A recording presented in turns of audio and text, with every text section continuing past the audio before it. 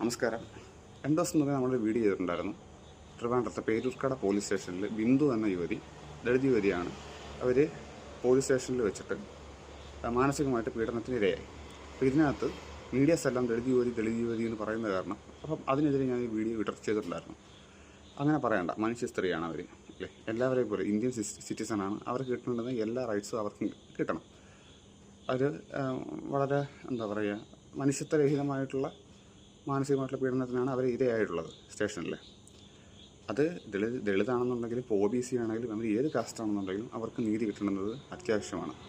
അത് അവർ അർഹിക്കുന്നത് തന്നെയാണ്. അപ്പം എല്ലാവരും ദളിതെന്ന് പറയണ്ട എന്നാണ് ഞാൻ ഉദ്ദേശിച്ചത്. ഇനി അങ്ങനെ പറഞ്ഞാലും വേടന കിട്ടിയ നീതി എന്തുകൊണ്ട് ഇവർക്ക് കിട്ടുന്നില്ല എന്നൊക്കെയുള്ള ചോദ്യം വന്നിട്ടുണ്ടായിരുന്നു. അതൊക്കെ ഞാൻ ചോദിച്ച കാര്യം തന്നെയാണ്. പക്ഷേ ഇതിനകത്ത് കമൻറ്റ് സെക്ഷനിൽ കുറേ ആളുകൾ വന്ന് പറഞ്ഞത് ഇപ്പം ദളിത് പീഡനം നല്ല രീതിയിൽ നടക്കുന്നുണ്ടെന്ന് പറഞ്ഞു. അപ്പം ഞാൻ പറയുന്നത് എന്താണെന്ന് വെച്ചാൽ, ഇവിടെ ദളിതന്മാർ മാത്രമല്ല ആക്രമിക്കപ്പെടുന്നത്. ദളിതന്മാർ എണ്ണത്തിൽ കുറവായതുകൊണ്ട്, പക്ഷേ ഈ എന്തെങ്കിലും ഒരു വാർത്ത വരുന്ന സമയത്ത് അവരുടെ നോട്ടീസ് ചെയ്ത് കാണിക്കും, ഓക്കെ, ഹൈലൈറ്റ് ചെയ്ത് കാണിക്കും. അത് വർഷങ്ങളായിട്ട് അവർ പീഡനം അനുഭവിച്ച കൂട്ടരാണ്, ഓക്കെ. അവർ പല രീതിയിലുള്ള ഡിസ്ക്രിമിനേഷൻ ഫേസ് ചെയ്തിട്ടുള്ള ആളുകളാണ്. അതുകൊണ്ടാണ് അവർക്കിപ്പം പ്രത്യേക ആക്റ്റൊക്കെ അവരുടെ സംരക്ഷണത്തിന് വേണ്ടിയിട്ട് വന്നിട്ടുള്ളത്. അല്ല, അത് മുതലെടുക്കുന്ന ആളുകളുണ്ട്, ഇല്ലെന്ന് ഞാൻ പറയുന്നില്ല. പക്ഷേ എന്തുകൊണ്ട് അതാണ് വാർത്തയാകുന്നതേ ഉള്ളൂ. അല്ലാതെ നിങ്ങൾ നോക്കിയാൽ മതി. പത്രം എടുത്ത് വായിക്കാൻ കുറേ ആളൊക്കെ എന്നോടിങ്ങനെ അതിനകത്ത് പറഞ്ഞിട്ടുണ്ടായിരുന്നു. ഞാൻ വായിച്ചതിൻ്റെ അടിസ്ഥാനത്തിലാണ് പറയുന്നത്.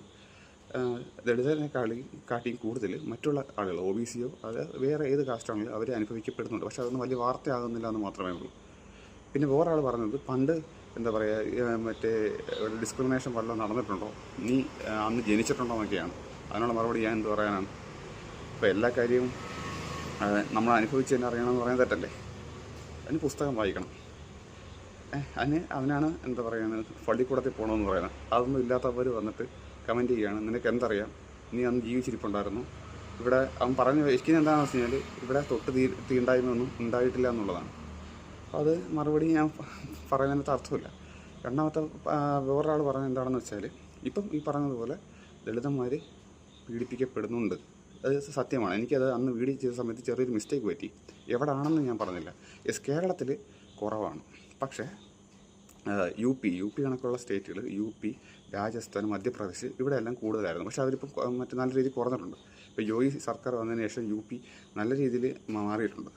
ബുൾഡോസർ എഫക്റ്റൊക്കെയാണ്, ഓക്കെ. ഇല്ലെന്ന് ഞാൻ പറഞ്ഞത്. കാരണം UP എന്ന് പറഞ്ഞാൽ വലിയൊരു സ്റ്റേറ്റാണ്. അവർ കൺട്രോൾ ചെയ്യാൻ വലിയ പാടാണ്. ഒരു വർഷങ്ങളായിട്ട് ഈ പറഞ്ഞതുപോലെ അവിടെ പ്രശ്നങ്ങൾ വന്നുകൊണ്ടിരിക്കുന്നത് കാരണം കൊണ്ട് തന്നെ പെട്ടെന്ന് അവർക്ക് അതിനകത്ത് മാറാനും പറ്റില്ല. നല്ല രീതിയിൽ ഡിസ്ക്രിമിനേഷൻ നടക്കുന്നുണ്ട്. അപ്പം ദളിതന്മാർ പീഡനം അനുഭവിക്കുന്നില്ല എന്ന് പറഞ്ഞാൽ തെറ്റായി പോകും. പക്ഷേ കേരളത്തിൽ കുറവാണ്. ഞാൻ അതാണ് പറയാൻ ഉദ്ദേശിച്ചത്. അത് പലവരും അത് തെറ്റിദ്ധരിക്കും.